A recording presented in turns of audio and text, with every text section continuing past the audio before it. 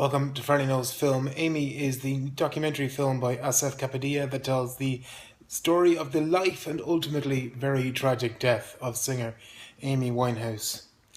With his film Senna, Kapadia managed to do something really incredible in that he made the viewer, or certainly a viewer like myself, feel very interested and engrossed in something that I had absolutely no interest in. I think that's testament to the way he makes films. In this film, however, I was very personally attached to Winehouse's music because I was a teenager growing up when she was just starting to make waves in the industry, and I felt that she was a real breath of fresh air in what I felt was a very stagnant and boring time for music. So in that, I find it very uncomfortable viewing. He manages to do something spectacular in that he doesn't have headshot interviews at all. What he does is that he has what I suppose are like radio interviews, and that he has the interviews act as a type of narration over this huge abundance of archive footage from, if it's personal home videos that Winehouse made, or it's paparazzi videos, or it's television appearances. He kind of uses the narration from her friends, her colleagues, and the people who knew all sides of her best over these images to kind of make us feel like we're engaging or we're hearing a much more personal side of things. I think something changes when there's a camera present, especially in an interview. People feel like they're more on, or they have to be more careful about what they say.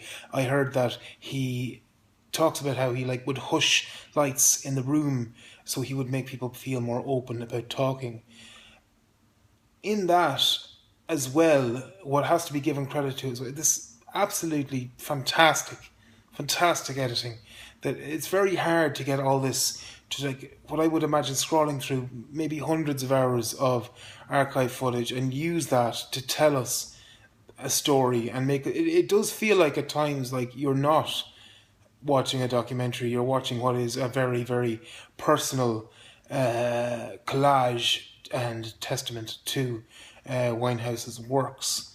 So I mean, taking from that, I think Kapadia has this amazing ability to just totally engross the viewer and make them feel like they're as much a part of the story as Winehouse herself, in that it feels like a very personal reflection of them, because what she's dealing with is ultimately very personal and can be related to all of us on a very personal level. Loss, abuse, the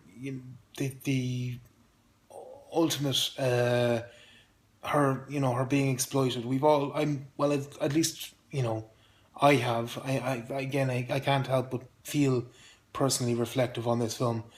So at least I felt like that, and through his way of storytelling, it reflected back onto me, and there was numerous times where I had to look away from the screen because I felt so shocked and so so moved by what was taking place, because you feel like you just wanted to someone close to her to reach out and to help and just to hold her hand, but sadly that doesn't take place. Either way, it's a staggering achievement, and I can't see how it wouldn't be a big contender for one of the films of the month. Just brilliant. I highly encourage all to see it. Thanks.